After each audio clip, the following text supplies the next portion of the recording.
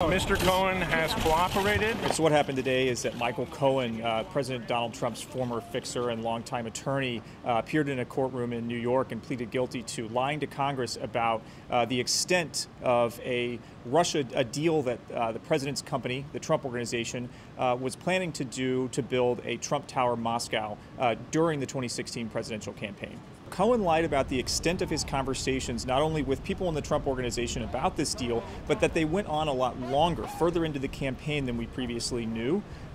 He also, what we learned from the court papers is that he actually personally discussed this deal with the president, who was then a candidate at the time, and also briefed his family members about it. So what we're getting from these new court documents is a much more vivid picture of how far along this deal went and who knew about the deal while they were also doing, carrying out the presidential campaign.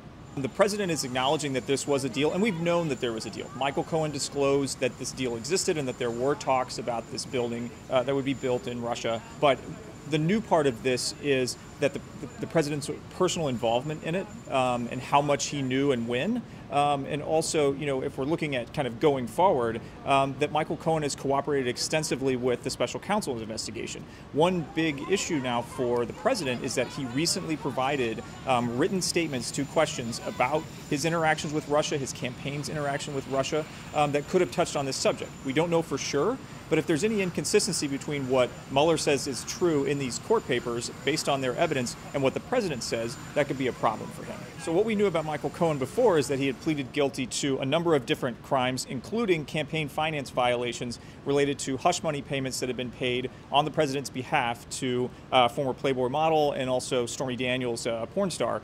And so this is now kind of connecting that Cohen case, which previously didn't have a Russia connection, to the special counsel's investigation. And so what this shows is that he has been providing a significant amount of information to their investigation, that they do consider it to be material to what they're investigating and pursuing.